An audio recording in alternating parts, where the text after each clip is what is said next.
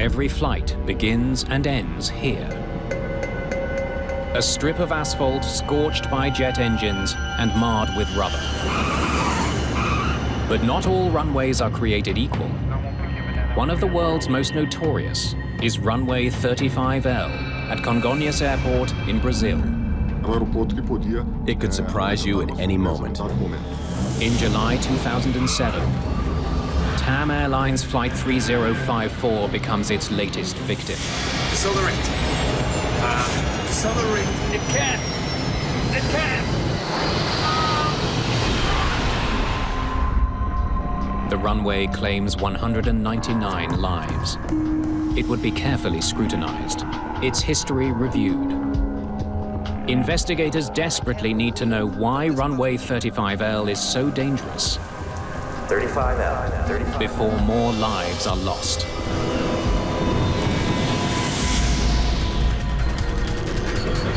Mayday, Mayday.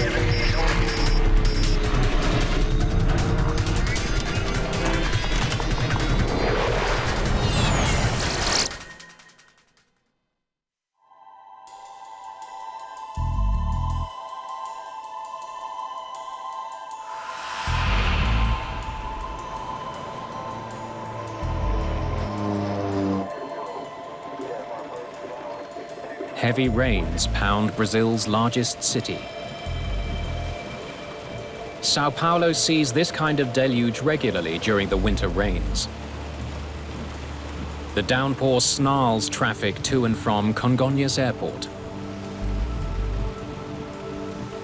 800 kilometers away, TAM Airlines Flight 3054 is en route from the southern Brazilian city of Porto Alegre.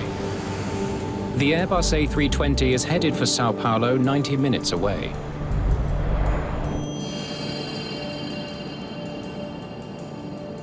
For the 181 passengers on board, it's a routine domestic flight. But there's been an unexpected development for Captain Henrique Stefanini di Sacco. He and his first officer, Kleiber Lima, have just learned that the heavy rain has temporarily shut down runway 35L, the main runway at their destination. Did they say when it would reopen? No. Let's prepare an alternate just in case. Ladies and gentlemen, it looks like due to the weather, we may not be able to land at Congonhas as planned. I will keep you advised as I get more information.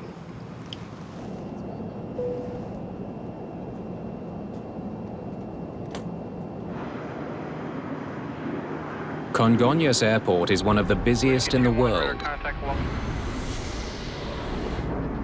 Planes take off and land here every 90 seconds,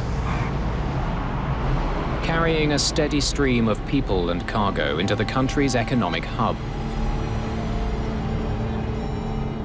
But Congonhas is also notorious among pilots.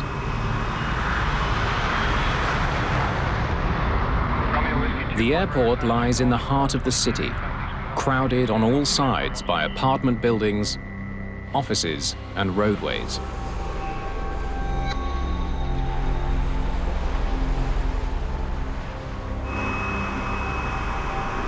Runway 35L is less than 2,000 meters long, short for large jets. Even worse, it's built on a hilltop with a sharp drop-off on all sides. The risk the airport poses, due to its construction, due to its geography, it does not allow for simple mistakes. Não permitiria erros simples, falhas simples.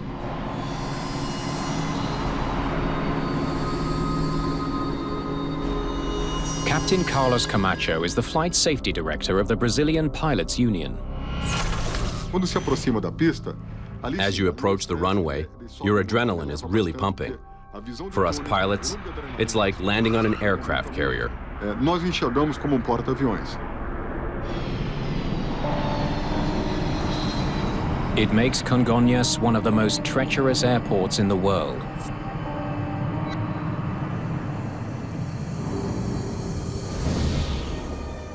In fact, a TAM Airlines commuter plane spun out of control while landing just the day before. And a few months ago, disaster was narrowly averted when a Boeing 737 came skidding to a stop, just inches before the steep embankment at the end of runway 35L.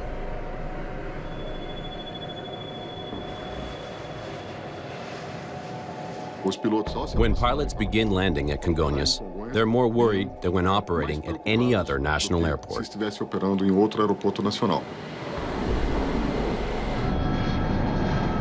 Flight 3054 is at cruising altitude south of São Paulo when the crew gets news that runway 35L is back in operation. 3054, 35L is the active runway. There's no need to divert. Ladies and gentlemen, this is your captain speaking. I have some good news for you. The runway at Congonhas has reopened. We'll arrive as scheduled shortly before 7 p.m. The relief of the passengers is not shared by the pilot. Stefanini has an additional challenge on this flight. Remember, we only have one reverse, sir.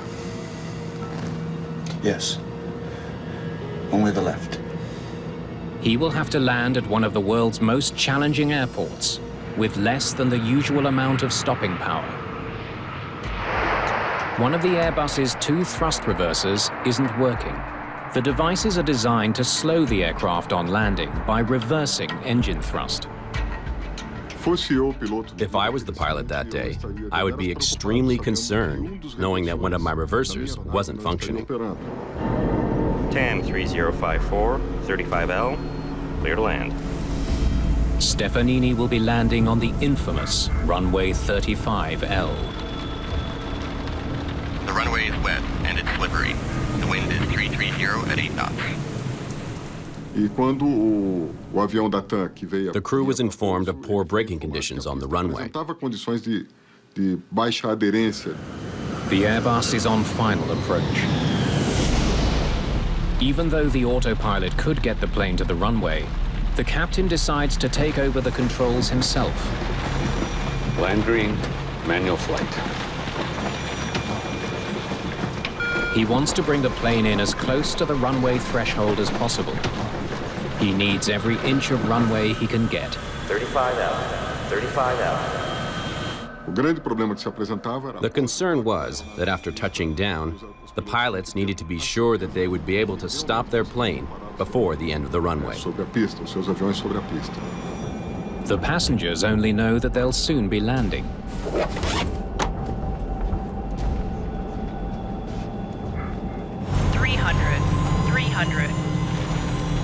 Now they are only 300 feet above the city.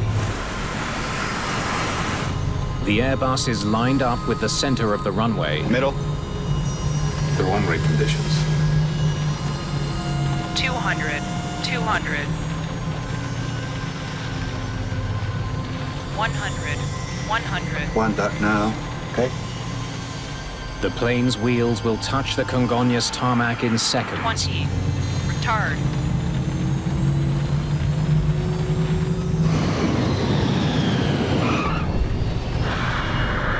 As the plane touches down, their worries about landing are only just beginning. Captain Stefanini applies reverse thrust to the A320's only working reverser. The pilot would have to activate the reverser on the engine that had a working reverser as fast as possible to initiate deceleration. But the plane is not slowing down. Reverse number 1 only. At this rate, it will use up the entire 1,945 meters of runway in less than 30 seconds.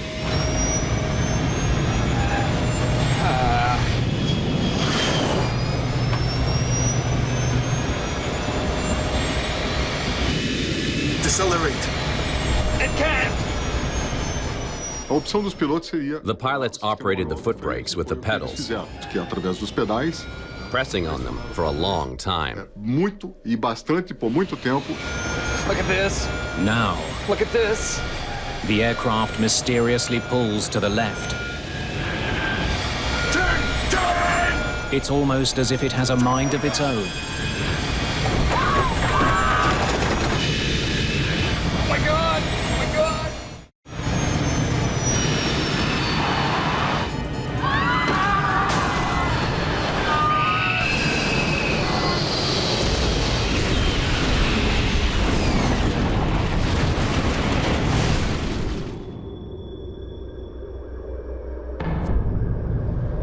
Flight 3054 has slammed into a TAM Airlines building and an adjacent gas station. Nearly 200 firefighters descend on the scene. They face a raging fuel fire, burning at almost 1,000 degrees Celsius.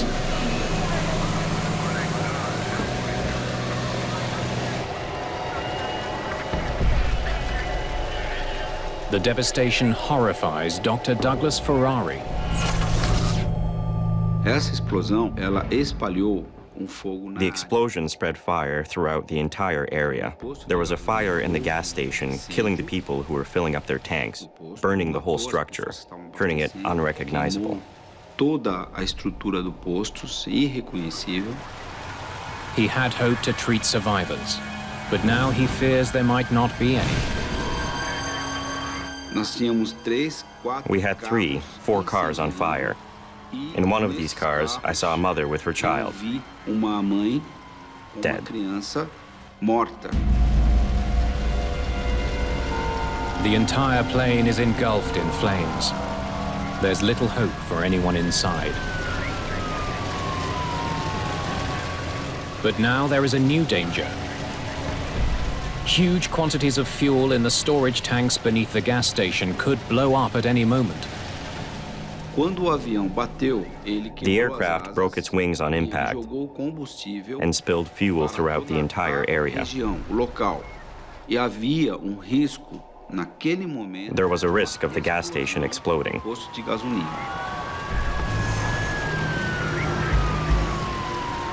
Rescuers hope they can save people in the TAM Airlines building. But with the fire raging out of control, they will have to act fast.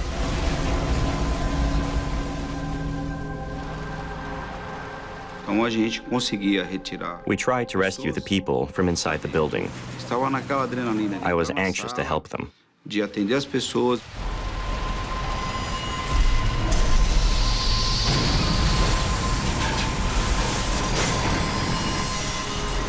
Dr. Ferrari makes a grim find inside the TAM Airlines offices. The airplane wing blocked the way. It prevented people from escaping. I was behind the firefighter accompanying me while he moved bodies to the sidewalk. It was a horrible feeling.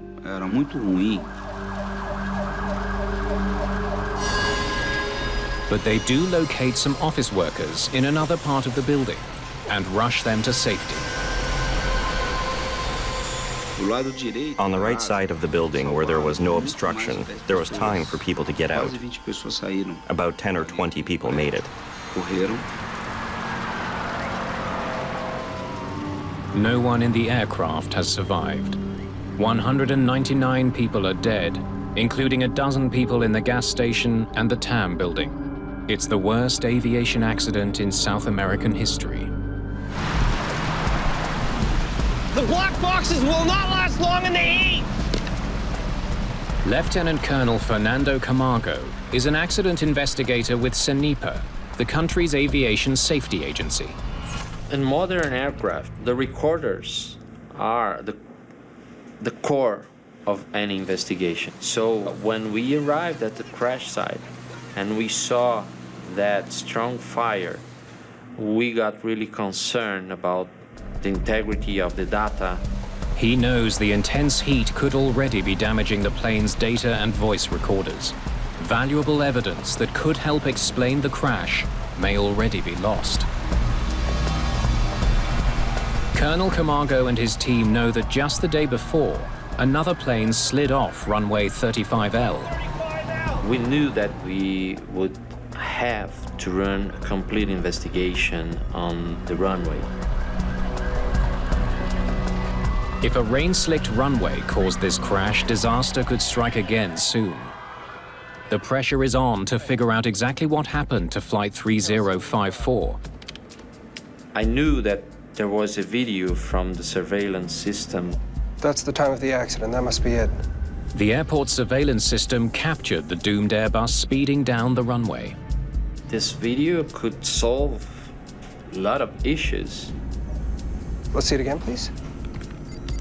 But the crash was outside the range of the cameras. Can we look at this from a different angle?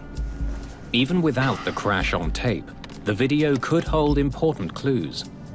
Do you have tape of other A320s landing? Okay, go ahead and play it now. We compared these time frames from one aircraft to another.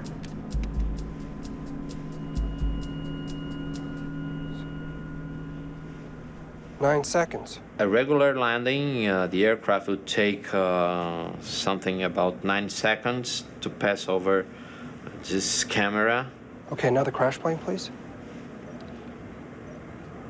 And the accident aircraft took 3 seconds.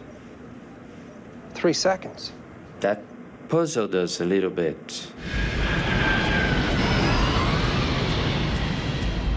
Why was the crash plane going 3 times faster than the regular A320 landing?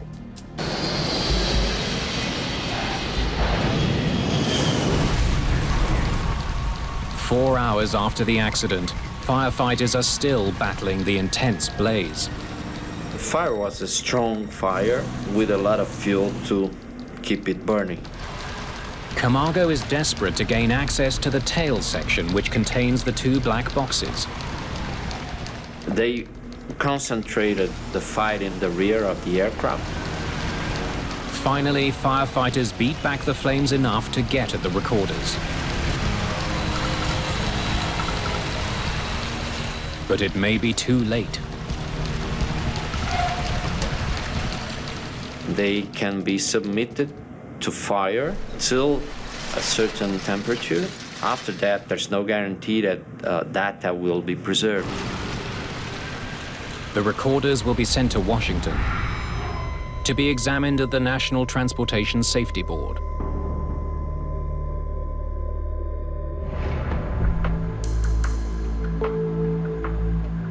Now, investigators can focus on the infamous runway 35L. They examine the surface for clues that might explain why Flight 3054 went so badly out of control. We walked through the runway, searching for evidence, marks of the aircraft, the point where it veered off the runway.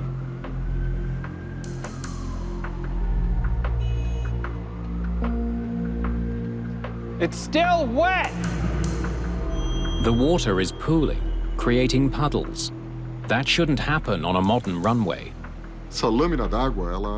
When this water gets in contact with the landing gear, the tires, it can generate what we call hydroplaning. And this is a problem because a pilot will have little or no control of his aircraft.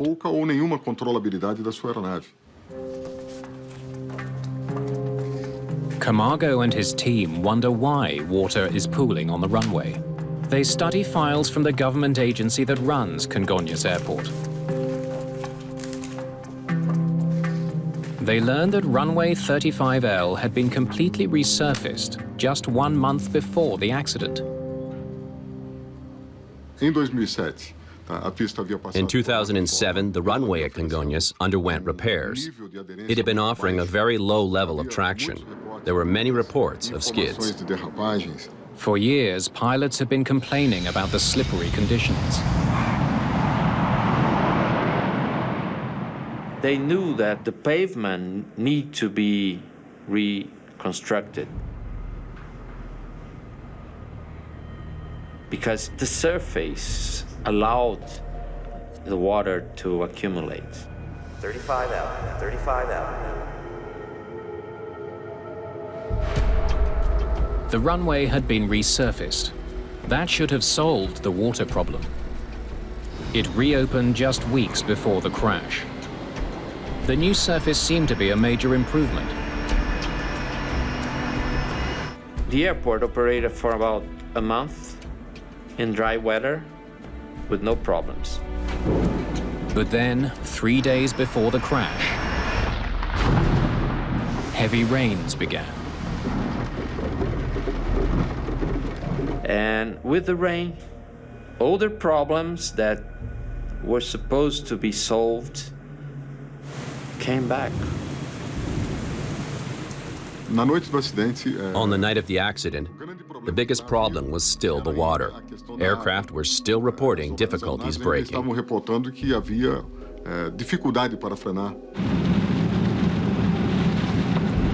is wet and it's slippery.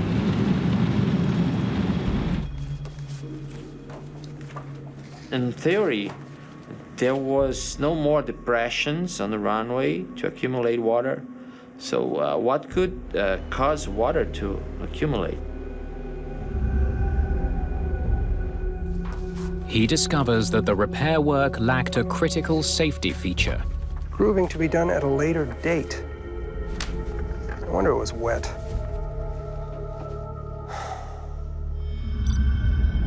Special grooves that carry away rainwater. Without them, rain would collect in puddles. The repairs still lacked the necessary upgrade. It was very difficult to interrupt the operation of the main runway in order to install the grooves.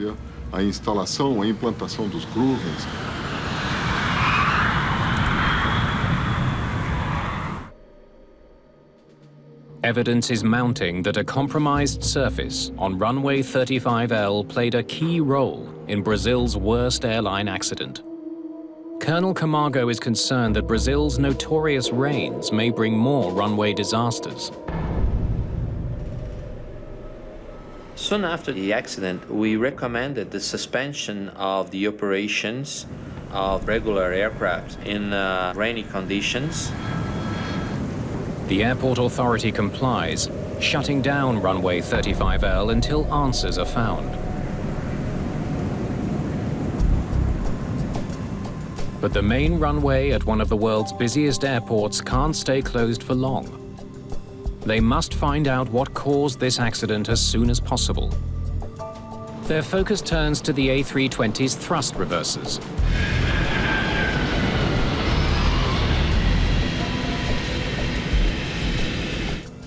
The plane's maintenance records reveal why only one of them was working.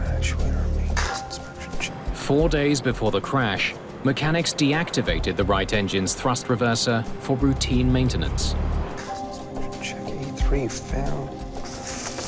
But the aircraft had then flown without incident for 4 days. Action required. Not only had the plane landed repeatedly with one thrust reverser, it had even landed safely on runway 35L.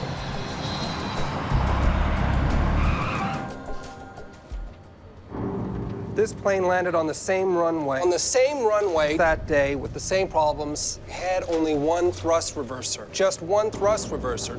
No issues whatsoever. So why had this landing gone so wrong?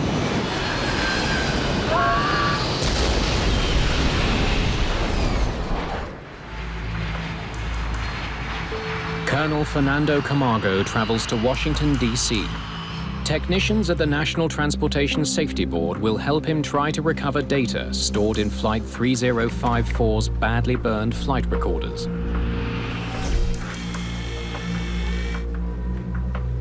First, they look for a temperature-sensitive chip that could provide a clue as to how bad the heat damage might be.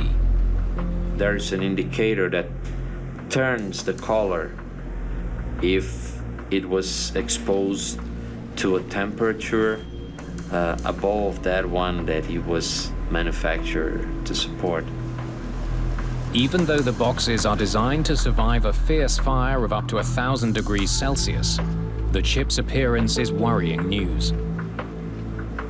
These boards were submitted to a fire that exceeded its limitation. They test the circuit board to see if any of the memory survived. Without the data, the investigation into Flight 3054 would be effectively crippled. Colonel Camargo may never know why 199 people died at Brazil's busiest airport. But the circuit board test provides some hope. Okay, we got something. Fortunately, everything works okay. We could recover 100% of the data. Here we go. The information paints a picture of the plane's performance. The speed is fine. In the critical seconds before the crash. It came down fine. Brakes were engaged. The brakes were engaged. The data confirms that the foot brakes were working properly and that the A320 did not skid or slide. Here. Then Camargo discovers that the plane's two engines were inexplicably operating against each other. Engine 1. The plane's left engine was in reverse to help slow the aircraft down. But the right engine, the one with a disabled thrust reverser, it's powering up. Was doing the opposite. For takeoff. It's supposed to be idling. Instead of winding down, it was accelerating to climb power. Accelerate. It can. Accelerate. It can. With one engine at full power, the pilots didn't have a chance to stop their aircraft in time. This aircraft was braking. Oh my God! This. But it would take around 1 more kilometer for it to stop. The lopsided thrust pushed the plane to the left. The right engine really was increasing thrust. There was no means available for the pilot to avoid the aircraft to veer off to the left. Could be this. So engine 2 was thrusting when it should have been idling. That would explain the veer off to the left, right? So what does this mean? Now Colonel Camargo needs to figure out why the right engine was at full power when it should have been in reverse. At that time, we could establish roughly 2 main lines of investigation. One, mechanical failure. And the other one, pilot error. Colonel Camargo brings in human factors investigators Lieutenant Colonel Marcia Farja and First Lieutenant Vanessa Diaz. Pilot is Enrique Stefanini Di Sacco, age 53, from São Paulo, 13,654 flight hours. The pilot, who was in command, was a very experienced pilot. He knew the aircraft very well. His first officer was Aguiar Kleber Lima, age 54, from Puerto Velo, 14,760 flight hours. He had enough training to do a good job, including in an emergency situation. Their job is to determine if the crew somehow made an error that could have caused one engine to stay at full power. Machines are straightforward because they work in predictable ways. Humans are infinitely more complex in the way they think and act. It's much harder to analyze their behavior in an accident. You know, but I can't believe that this pilot would make that kind of mistake. Okay. The human factors team must now conduct a psychological study of the crew to understand how they might have committed a fatal misstep. We attempted to reconstruct the individual history of each crew member and their experience. Ladies and gentlemen, this is your captain speaking. I have some good news for you. And tried to create a picture that could help us explain what happened in the cockpit.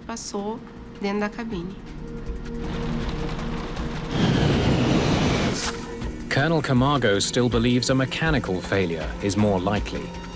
He now turns his attention to the complicated mechanics that link the thrust levers to the engines. He must determine if a failure there led to the mysterious power surge. We began studying the thrust system, each and every component of the system, from the lever to the engine. We've been through it. We know it's not the FADEC. There's nothing wrong with the engines. That leaves only one component that could have caused the problem. The mechanism that links the throttles to the engines, a device called an artificial feel unit, or AFU. Investigators wonder if that device failed, leaving the engines at full power even though the pilots set the lever to idle. But such a failure is highly unlikely. It's really a remote possibility. 400 billion hours of flight for us to have one occurrence of that. Still, he needs to rule out the AFU as a possible cause of the crash. But he's not sure the unit can even be found amongst the wreckage. Computers, all the avionics, everything was gone. Luckily, one of the few pieces to have survived the fire is the piece investigators now need, the AFU. It's sent to a specialized laboratory that can scan the metal for microscopic markings. Well, look. It got melted in such a way that you can work with it so we could check something. The 3D scanner allows them to look for nicks or scratches that would indicate the unit failed. I'm looking for any unusual marks in this area. If we could find out any mark, any evidence of the position of this gear, we could go after the lever and find out the real position of the thrust lever. But they can find no evidence that the AFU malfunctioned. Okay, pack it up, let's go home. We found nothing. No mark, no evidence. Colonel Camargo concludes mechanical failure was not to blame for the improper power setting on the right engine. He has to assume that for some reason, the crew left the right engine lever at full power after the Airbus landed.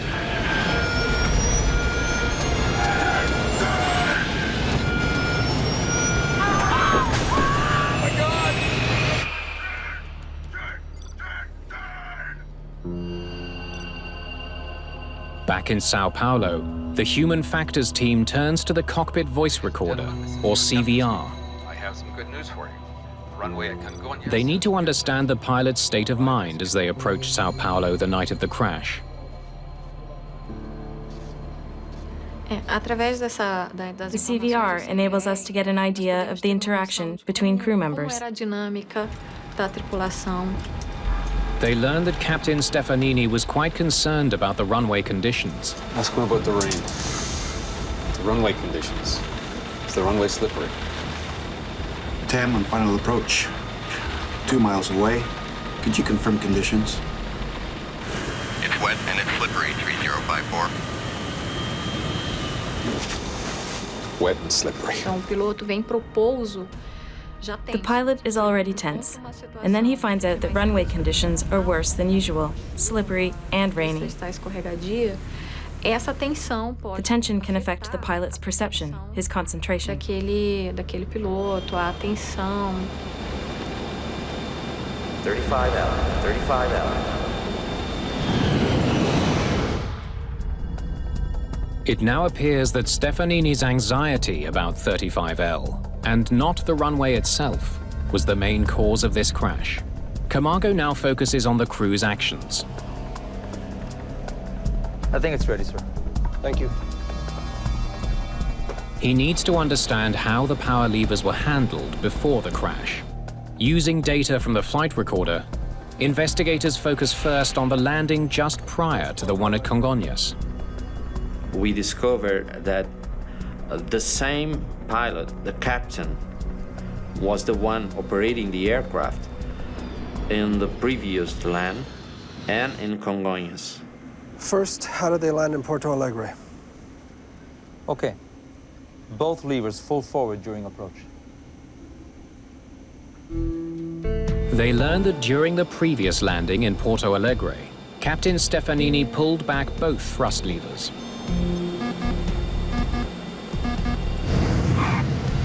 exactly the right procedure for landing with only one reverser. And now, both levers to reverse.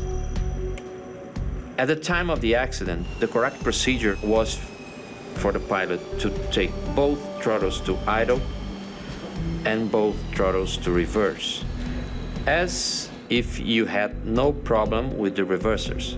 They've established that Captain Stefanini carried out the correct procedure for landing with one thrust reverser on the day of the crash. No reverser number 2.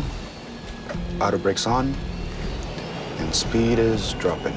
It puzzled me because of the fact that a captain knew the procedure, he performed the correct procedure hours before in the previous landing. So what did he do differently 2.5 hours later in São Paulo? Okay. Okay, now Congonhas. Left lever to idle. The data shows that Captain Stefanini's handling of the thrust levers Then reverse. was very different on his landing in São Paulo. 20. Instead of throttling back both levers, he only put the left engine in idle, leaving the right one at full power. Then, once the aircraft had touched down, he activated only the left reverser, again leaving the right engine at full.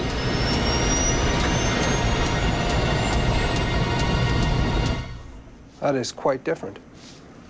I don't get it.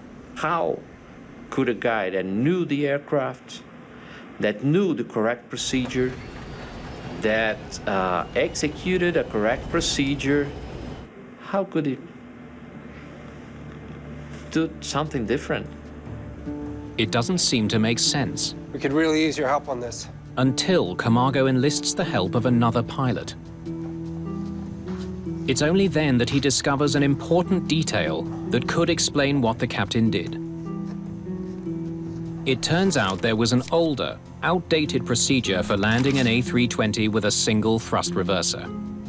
Could you demonstrate it for me, please? It starts out the same, but then there's an important difference.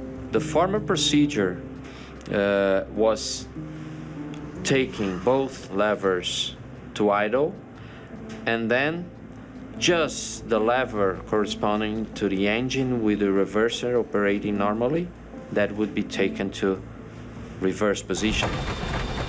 But that is not what Captain Stefanini did. He left the right engine at full power instead of bringing it to idle. If he was attempting the old procedure, he got it wrong.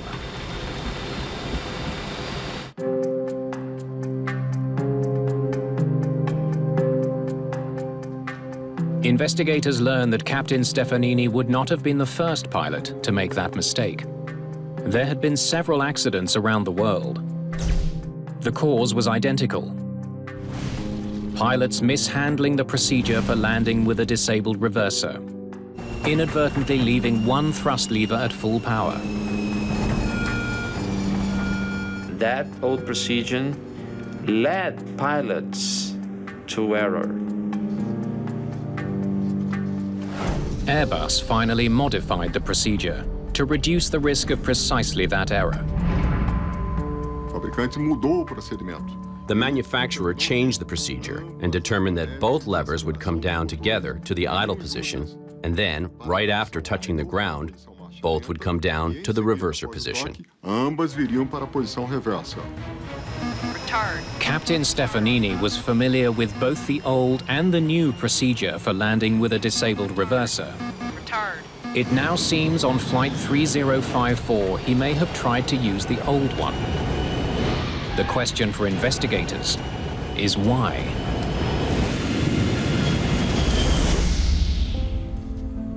Investigators still can't understand why the crew of Flight 3054 left an engine at full power after touching down. Did they get it wrong? But after interviewing other pilots, they do understand why using the older procedure would have made sense that rainy day at Congonhas. It would bring the plane to a stop much more quickly than the new one. That could explain why the captain would go for the former procedure that he knew that was more efficient than the current one.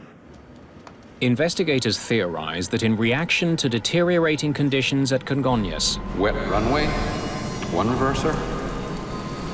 I'm going to buy us some runway and use the old procedure.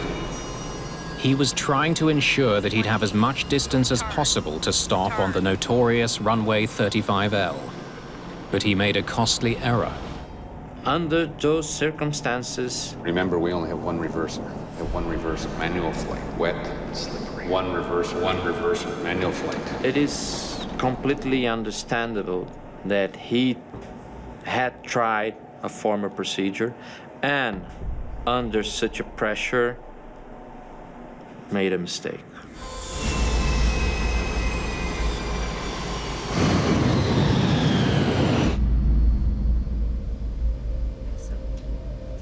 Lieutenant Vanessa Diaz recreates the final moments of the flight in a simulator. Okay, engine 1 to idle, engine 2 stays at climb.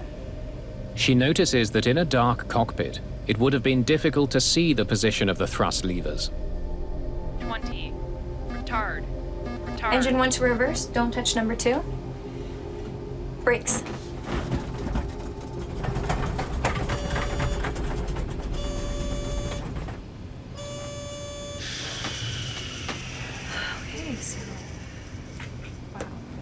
No simulador, nós temos como programar todas. In the simulator, we were able to program in every known factor. Nublado, chovendo. The chronology of events, whether it was cloudy or raining, the wet surface, the slippery surface, position of the levers. Dos manetes estarem na posição. We also went off the runway and had an accident in the simulator. E tivemos acidente no simulador. Lieutenant Diaz believes she now understands why TAM Airlines Flight 3054 ended in tragedy. Captain Stefanini had done everything he could to ensure the A320 would touch down on runway 35L with as much room ahead of him as possible. Land green, manual flight. But the prospect of landing on the treacherous runway had so unnerved him that he bungled a simple procedure. It's possible that tension might block a crucial motor response. It can affect the pilot's ability to react.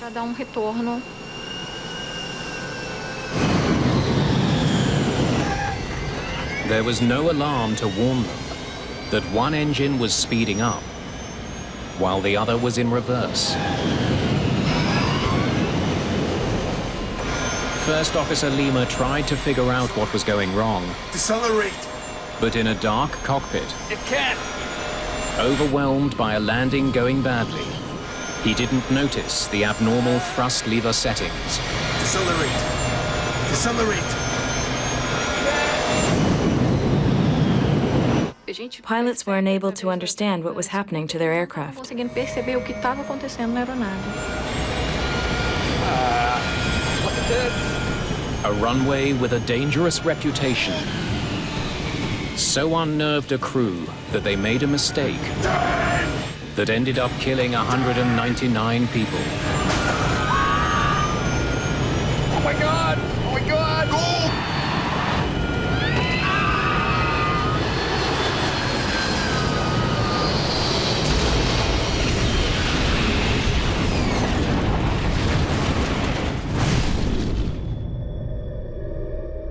Since the crash of Flight 3054, the runways at Congonhas have been grooved and are regularly inspected.